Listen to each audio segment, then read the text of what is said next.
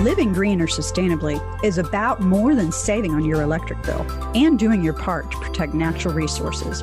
It is about a safer and healthier life for you and your family without sacrificing style, quality, or budget. This is a movement to provide all of us with clean air to breathe and water to drink, safe, healthy food to eat, and places to live, and energy to run the places where we live, learn, play, and work. The Green Gab podcast helps you get the value of green for you, your family, and your community. Whether it's green homes, green living, or the people who make it happen, join me, Marla Esser-Close, to learn how green and sustainability practices and products work for our world and you. Welcome to the Green Gab.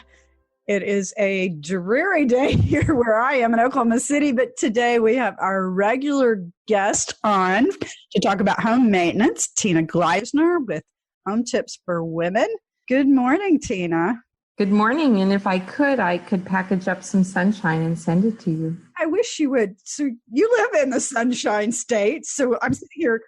I do this on video so that, we have visual contact while we're talking, even though you guys out there in listener land don't get to see it. But yeah, she's all bright and sunshiny. And it's dreary and rainy here. Yuck. That it's all good. We'll get sunshine soon.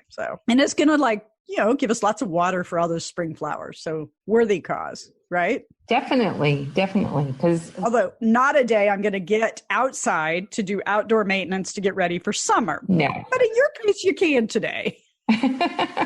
So for those of you who have not heard Tina before, let me just do a brief introduction. Tina and I have been colleagues and friends for, I think we figured out about 10 years now. We connected actually online and found out we both had worked for IBM at some point in our past lives. And that was just an immediate connection, wasn't it?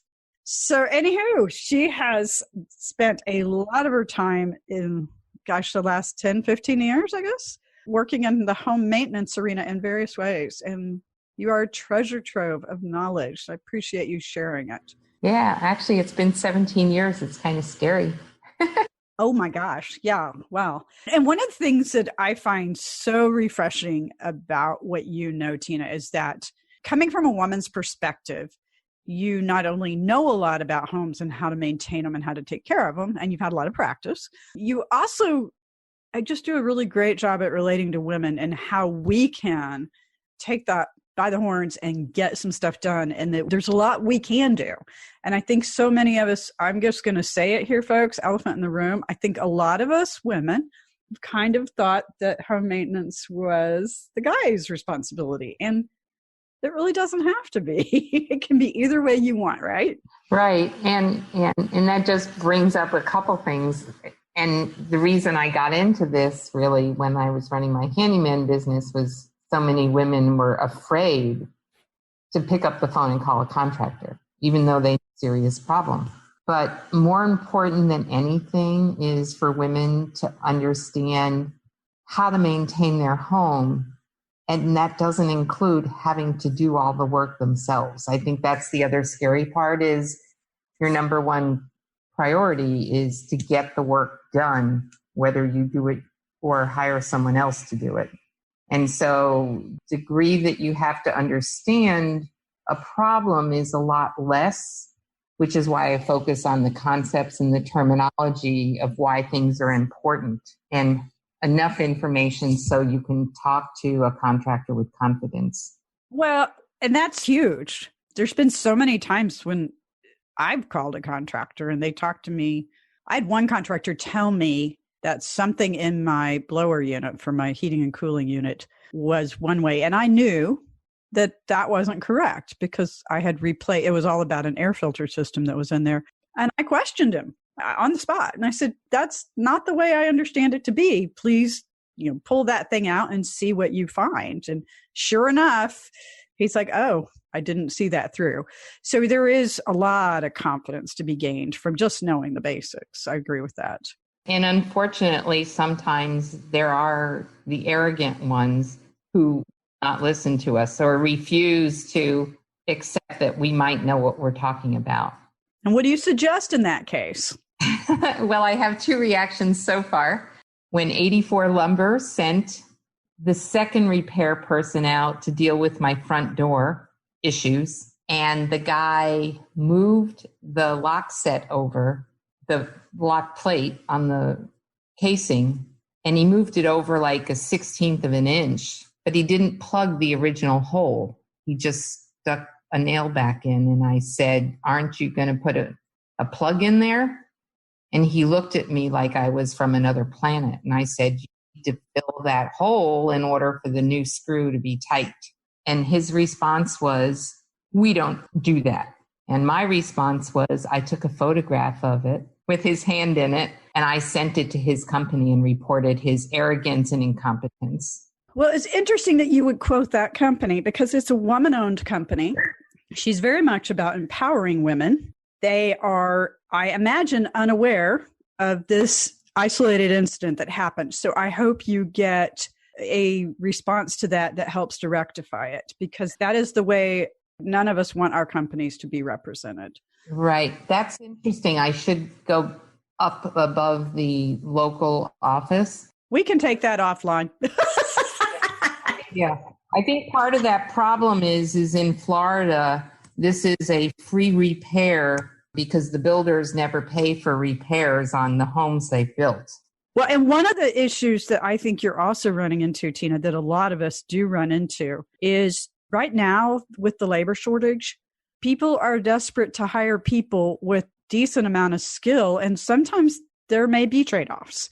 I'm trying to be as diplomatic as possible. And so we may have an experience with somebody that's reasonably good at what they're doing, but maybe they're branching out into other things that are not in their comfort zone, or they don't have a lot of training on, and their people skills may be part of that. But I've got to imagine that with the labor shortage, that's probably exacerbating that issue. So listeners, have a little grace, but get it fixed, and feel free to say something. If the companies you're working with are not doing what you think they need to do, I mean, be polite. You don't have to be nasty about it, but you certainly have an opportunity to go back and say something, because don't we all deserve to have things done properly? We do. And I also ran into problems with the painter who just finished up last week. And again, I think it was I couldn't tell if it was because I was a woman, but it seemed more of the Florida production builder mindset of quick and dirty. And I was holding them accountable because they had not done the prep that was required on the walls before they painted. And we went back and forth and back and forth. And I haven't written that article yet to figure out where I would come out on that. But I'm almost of the mindset, maybe it's time for me to start writing like checklists to say that women can use to say, this is what I expect in a painting job. That would be super helpful, Tina. I can imagine how many of our listeners would absolutely love to have something like that, because so many times we don't know as homeowners. We know that it should look nice, it should function well, things should perform, but we don't always know what to ask up front. And like what to look for on a home walkthrough. Oh, yeah. Things like that. Yeah. That's a good one too. Yeah. So, okay, folks, you guys just got the creative process in the works, but I want to make sure we move on because it is outdoor maintenance time, right? Right. So let's go outside. I know. So even though it is dreary here today, it will not be in a few more days, and we will have the opportunity to get outdoors. And we all love being outdoors. Well, not, I'm oversimplifying, but I think most of us love being outdoors, and it's important to have outdoor time as well. And our homes have so much possibility on the outside. So let's introduce the topic, and then we'll take a quick break in about a minute. And then when we come back, we're really, really going to dive into this. But tell us the top 3 reasons why outdoor maintenance is so important. Outdoor maintenance is important because you want to enjoy your time there. And so safety is something you need to consider because, you don't want to deal with a kid with a scraped knee or that fell down. I mean, that's just going to put the kibosh on you enjoying the party you had planned. The other reason is that once you're ready to relax, you want to relax and you don't looking at, oh, that needs painting, or, oh, I forgot to clean the grill or whatever. You want to just really be able to separate doing the chores from enjoying your home. And you challenged me 3 reasons why. The other is just you've made an investment in your house and you want to protect that investment. Back to an ounce of prevention's a pound of cure, right? Right. And one of the funniest things I found when I was running my handyman business is people, they either fix their house up in the first year after they bought it or in the 6 months before they put it on the market. Oh my gosh, isn't that the truth? You're going to fix it up anyways. Enjoy it. Fix it up while you're living in it so you I know. Well, hang on, folks. We'll be right back to give you specifics on what you can be doing in the outdoors around your home. Just a moment. Hey, this is Marla Close, the Green Home Coach, and I am the author of Living Green Effortlessly, Simple Choices for a Better Home. And in this book, besides talking about a bunch of stuff about green and sustainability products and practices you can easily take in your home, also talk about home maintenance and how important this is to having a home that serves you rather than you serving it. Seasonal home maintenance checklists are a big part of this, and I teamed up with colleague Tina Gleisner from Home Tips for Women to use her maintenance checklist, actually included in the book, starting on page 96. And if you have the book, look them up. But I wanted to give you a brief excerpt from the book to get you excited about why home maintenance checklists, I know that doesn't sound very exciting, but why they are so important. So, maintaining a home is actually a 3-part ongoing process: inspect, maintain, and update. To help you keep track of what you've done and plan to do, make notes on the checklist. First, inspect. If you've only got an hour to spare, pick one exterior side of the house or one room inside to inspect. Note the date you did this on the checklist and flag items needing maintenance or repairs so you can schedule time or make a list for your handyman or handywoman. Second, maintain. Keep your home safe, such as smoke detector batteries. Keep your home energy efficient, like furnace air filters, and prolong the useful life of many home features, like caulking bathroom tile. Write it down when you complete a task, keeps you from guessing later on. And third, update. Take advantage of improved materials and fixtures, upgrade to new building codes, and evaluate when it makes more sense to make an improvement rather than repair, such as replacing a bathroom floor rather than repairing the grout. Check out the book or give me a holler and I'll hook you up online to get the maintenance checklist for yourself. If you'd like to have the entire book, please go to livinggreenbook.com for a multitude of ways to purchase it for yourself. Thanks again. This is Marla, the Green Home Coach. Well, we're back. Okay, Tina, we got a lot of things to cover here on outdoor maintenance and getting ready for summer so we can enjoy the outdoors. Woohoo! Yeah. I'm ready for a good old barbecue. So let me jump back to safety. There's 2 kinds of safety.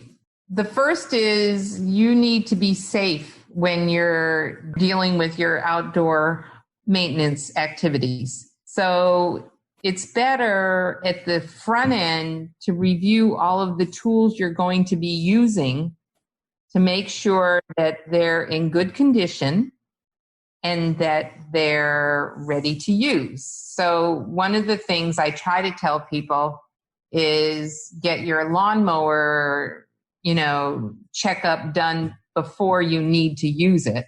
Because if you wait until everybody else is rushing in, you're going to wait 2 or 3 weeks until it's done. But basically, check your ladders, check your lawn care types of tools, check all of your gardening tools, because you might have to replace 1 or 2. And, the last thing you want is to leave 2 hours to do a project and then have to run to the store to get a new rake. Isn't this also a great opportunity that if your friends and neighbors or family have tools that maybe is only something you use once or twice a year, that you guys can help each other out and share tools and stuff. I know with our neighbors, we do that a lot of times. If somebody has one thing that is not something we all use very frequently, then we have kind of this neighborhood collective where we can swap things around temporarily. Exactly. We did that when I was living in New Hampshire. 4 of us got together and purchased a snowblower. Oh, nice. Because you don't use it that often. That's a pricey item. Yeah. And then one person had a garage, so that's where the snowblower lived. Nice. So that worked really well. And then we had 2 neighbors, single woman who couldn't, didn't have the money, couldn't really push it around. So we took care of their driveways too. And then I think the one that comes to mind, a lawnmower, probably you need your own because you're using it every day. Yeah. Unless you've gone to, an all natural yard that doesn't need mowing. Yes. Yeah. Well, that doesn't happen too often. No, it doesn't. Not yet. Except in California after 2 years of drought. Perhaps. Yeah. So a pressure washer for your driveway, for your decks, for your fencing is something that I think neighbors could join together to make a purchase of a quality. Yeah, that's a really great idea. And I know like homes that have certain types of siding or outdoor cladding sometimes can be pressure washed. I know it varies on what type of siding. So Vinyl siding. Vinyl siding only. So y'all check what type of siding you have before you do something like that. But I know our vinyl siding in Missouri, we'd get dirt stains on it, but they were super easy to clean off. Just right. Got a pressure washer. Yeah, your vinyl siding, your vinyl fencing, if you're any kind of concrete. And then if you've got a deck, the best way to get it as clean as possible, and any peeling paint or stain is to use a pressure washer to get that off. But when you're using a pressure washer on wood, you need to be really careful. So practice. Yeah. Because if you leave the pressure in any one long, you're going to do damage. So again, if someone is uncomfortable with this is the time to call in a professional, right? Yes. Yes. So there's a lot of education available, on your website, and there's reputable. And that would be another thing, I guess, Tina, is how do we know which reputable other online sources to rely on? Because there's a lot of training out there. You can find YouTube videos on anything, but you want to make sure, folks, that if you're going there, that it's somebody trusted. Yeah. I think, to me, somebody who really, really knows what they're talking about is so critical. That's something I found in Florida. A lot of the contractors, they kind of just wave their arms through a topic. And if they can't engage in a conversation for 5 minutes about something, then they're probably not the right contractor. They just don't have knowledge of their expertise, which I found with all of the mold people. And it wasn't until after I got off the phone with the mold testing guy that I eventually hired that I finally realized, I said, wow, I actually talked to somebody I consider an expert after talking to so many, clowns in my mind. Okay, so there's another article for you. Yeah. How to find trusted resources. Right. And it's not just that they have that information, it's that because sometimes you're not going to know necessarily that the information they're giving you is correct necessarily, but you can listen to the confidence they display and how they talk about it and the passion. Are they to what they do? Do they talk about their equipment, as, an extension of who they are? Or do they just rent something? If they're just renting equipment they use every week, they're not the right guy. That's a good point. Okay, good tips. So what else on the safety perspective? Anything else? So safety-wise, then what you want to do is, in some of the articles I've written, like walk up to your house the way a neighbor would. Walk up and make sure there's enough lighting. There's nothing to trip over just because you know where there's something loose, that handrails are tight, secure. You want to do that both in the front of the house and the back of the house. So wherever there's an entry door? Right. Wherever people are going to be walking, right? So they're going to be walking up your driveway. They're going to be walking to the front door. They may be walking to a side door into the garage. are they walking out of the house onto the deck or from the backyard up some steps to the deck? Make sure that all of those pathways are secure and that there's nothing wobbly, there's nothing falling off. Do you know that you have the gates that should be locked, especially around a pool? The latch really works, or do people just never close it because it doesn't work? So you're back to the inspect idea. So for those of you that haven't heard one of our earlier episodes with Tina, she really has this great kind of formula, I think. So inspect, maintain, and then bigger projects. And that inspection is so important, right? That we just take the time to go check things out, to walk around our homes and look at it, like you said, like a visitor would. But that's, for instance, I have several people that are physically challenged that come into my home. So it has made us look at our home in a whole different way and how to get into our home, because we want it to be really safe for those family members. That was an eye-opener. Like even something as simple as my outdoor mat is challenging for somebody with a physical challenge to navigate. So we move that periodically or go to a different type. And you can even put a lot more inexpensive lighting in your yard that are solar powered. Oh yeah, those stakes, the solar powered stakes are great to light up a walkway. Yeah, they're great. Matter of fact, I'll put a link in the website because we've got a couple of those on Everyday Green Home that you could use to line the pathway on the store. So yeah, if there's tons of options out there, folks. And I mean, don't you think from a safety perspective that so much of our maintenance really centers around safety first? It should. And that's what you preach. So I'm just hopefully putting it back in your lap. Absolutely. I mean, because, once you have that accident, then it slows everything else down. It takes your money, it takes your time. It becomes increases the stress of everything you do around your home after that. And you don't need that. You want to enjoy your home. I agree. Okay, folks, we'll be right back. 5 myths of green homes are 5 things that you probably believe about green homes that may be costing you thousands of dollars. Which myth do you hear the most? Get your copy of 5 Myths at greenhomecoach.com and click on the button for 5 Myths of Green Homes. You can also connect with me on Facebook at Green Home Coach and let me know the green home myth you hear the most. I'll also share tips, products, and resources. Be sure to download your copy of 5 Myths of Green Homes now, and then check back to learn more.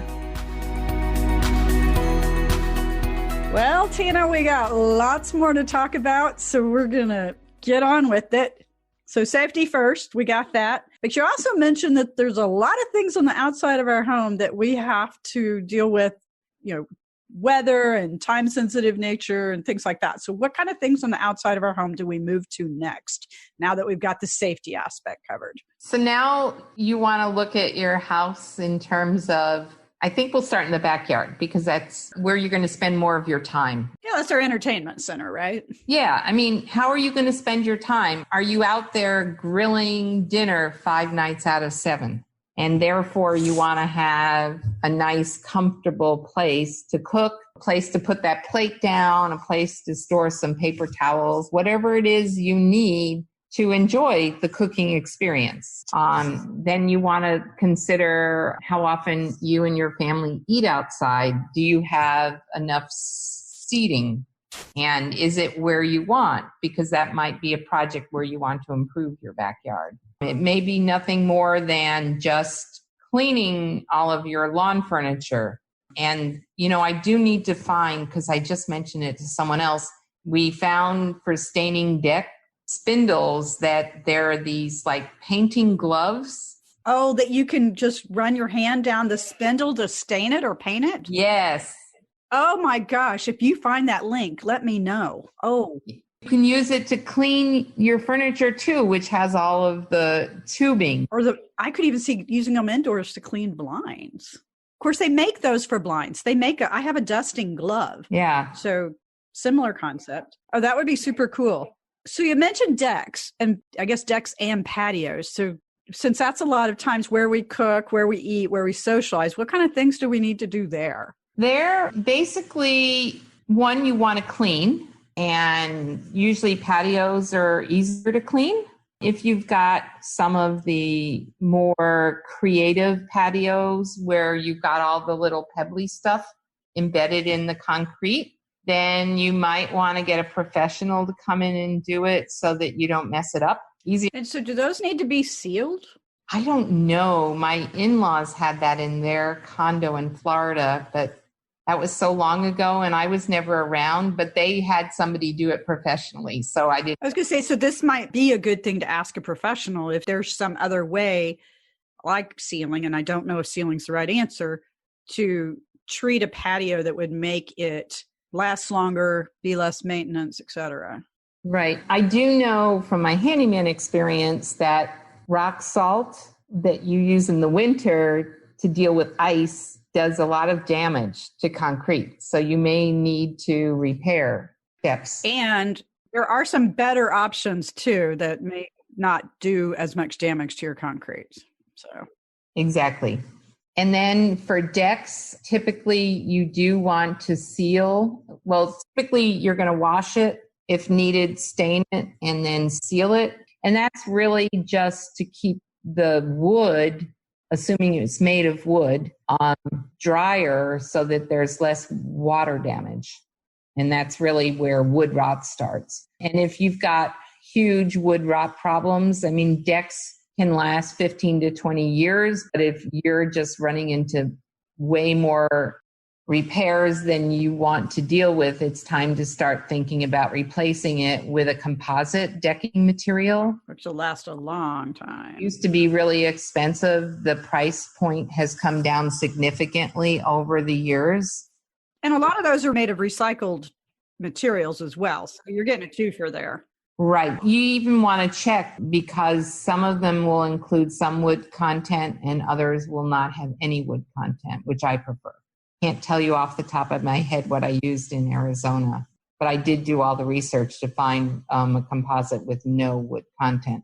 But mostly it's just the cleaning and then repairs as needed. I think you want to really think about that space and is the space large enough? Do you need to extend it? Because one of the things happening now is with all of the evolution of patio doors, so instead of just the sliding patio door, you've now got these panel patio doors. So they all slide open and almost your whole family room will open right out onto that patio. The window walls, yeah.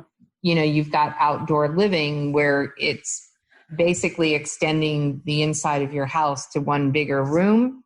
And then, you know, depending on where you are, and here's maybe what I haven't thought about yet, but it'll be different in Florida, is bugs. I was just thinking about bugs. You know, if bugs are a real problem, if you think about how often you want to go outside and you don't because of the bugs, maybe you want to screen in part of your outdoor space. It's very, very common in Florida that they build these screened rooms around mostly pools. Yeah, I was going to say, I've seen a lot of those. Yeah, I didn't put a pool in, but I will probably put the screening in for the living space in the backyard. Well, y'all are living in kind of a swampy area of the country, so there's a lot of bugs.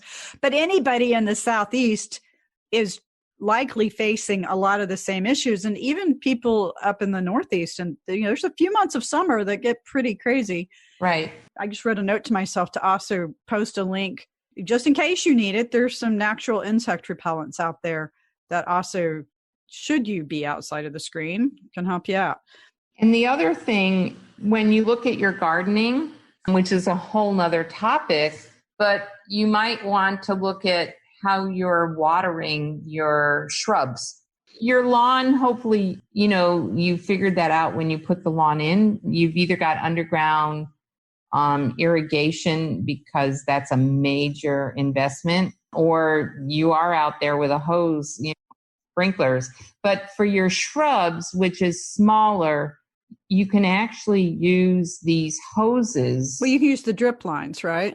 Yeah, the drip lines, and just run them through your, you know, to provide the irrigation to plants that need more water.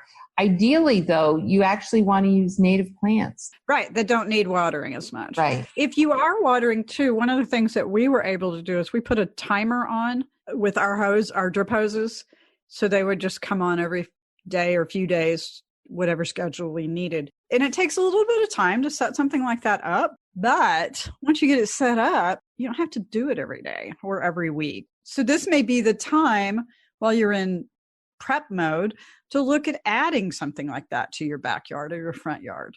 Shopping for an irrigation system like that, you can also pay a little more money for an irrigation system that will actually figure out that it rained last night, and therefore the irrigation system doesn't have to go on today. Doesn't that drive you crazy when you're driving through a neighborhood and you see all these irrigation systems on in the middle of a rainstorm? Yes. I mean, when I lived in Missouri, we had a little rain sensor on our system. So if it had rained within a certain amount of time, which we could set, that we could program on the system, then it would not water. Other thing, folks, you can do is when you're turning your system back on, there are water-saving heads that you can put on your irrigation if you have a full irrigation system that will water more appropriately. You also want to ask them to adjust your head so you're not watering the concrete, like your driveways and your sidewalks. Granted, plants need water, but if we can use it very smart, then we save more to be used where we really need it. So a little bit of fine tuning on your systems up front can make a huge difference. Plus your water bill will thank you. Oh my gosh, our water bills would get so much higher in the summer from all the irrigation. Right. And we're using drinking water to water our lawns. So you want to be judicious with it. And that's one thing I really like where I am. They're actually using reclaimed water. Oh, I love it. That's so great. Yeah. Okay, so one more thing out in the lawn and garden that we just wanted to touch on real quick, and I know we're running tight on time here, is that this is a good time to plan, isn't it, for what you want to do? Right. If you plan ahead, you'll have fewer trips to the store and you'll be happier with your results. I mean, so, learn your personal schedule. Do you want to spend one evening a week on home projects? Do you want to spend a half day each weekend? Or do you want to just do 2 big weekends, one in the spring, one in the fall? Don't try to force yourself, into something that doesn't work for you. Yeah, I don't advise planting all in one day. That's hard on the back. Yeah. Or trying to do anything all in one day. It's challenging. And remember to also include the rewards when things are done. Oh, I like celebrating. Thanks. Forward to. Hey, that's one of my mottos. Celebrate what we can do. Yeah. Absolutely. Well, Tina, I am so glad that we're doing this monthly now. So to hear more about how to maintain your home and the different things that we can look at each month, Tina is coming on board once a month for a while. We've got all kinds of topics to talk about. So tune back in, hear more next month. There's lots of other topics that are coming out on the Green Gab. I'm really excited with how the season's lining up. If you can, subscribe online. That'll make sure that you stay notified with all the new content coming out. And we really appreciate you listening in. And Tina, thank you for contributing to the Green Gab. I really appreciate all your knowledge and how you share it with us all so graciously. I'm certainly enjoying talking with you, Marla, and sharing the information. That wraps up this episode of the Green Gab podcast. Ready to use what you learned? Get the show notes with all the resources mentioned in this episode. Be sure to subscribe on your favorite podcast app so you never miss an episode. Thank you again for listening and for leaving a review. And remember that living a little greener is easier than you think.